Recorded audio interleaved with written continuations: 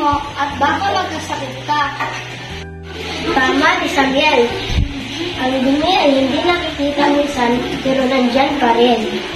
Ayan, nagpaka-scientifico na sila. Pero tama, no? Naka-irobra, lugasan mo na. Ano bang may 1 milyong may sakit sa kamay natin? Napanood ko yan sa YouTube. Ako nga, laging may alcohol sa bag ko. Oh, gamitin mo muna ito. Sige. Oh, ayan na. Mabango pa. Pwede nang kumain. Kain?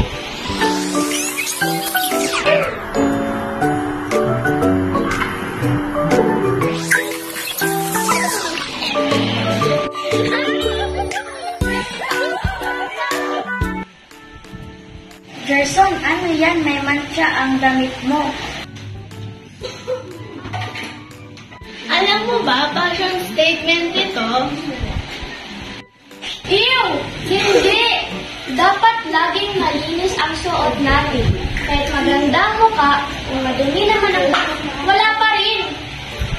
Tama, kaya laging magpalit ng malinis na damit at maligo araw-araw. Okay, fine. Maliligo ako mamaya.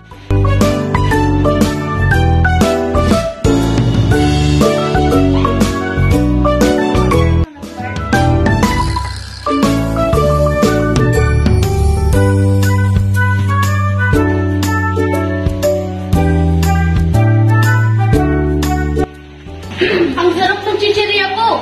Gusto niyo?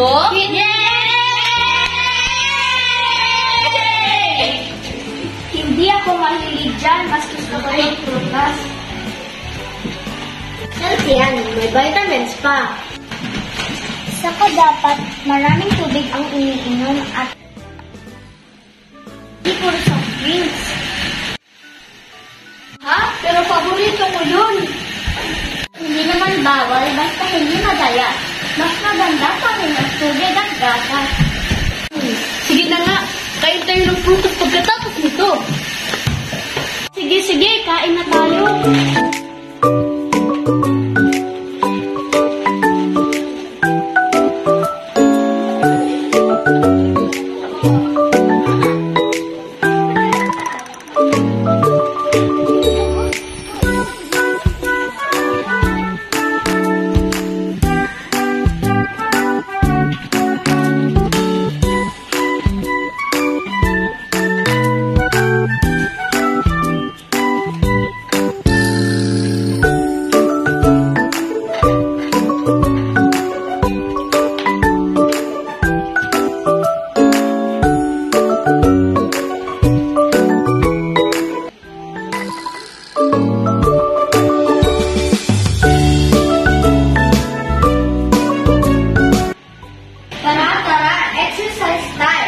Hindi lang dapat malinis, dapat healthy rin.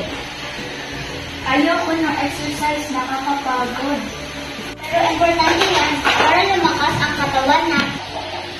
Tama, at huwag din kalimutan ang sapat na tulog. Hindi dapat relax sa kalalaro ng cellphone.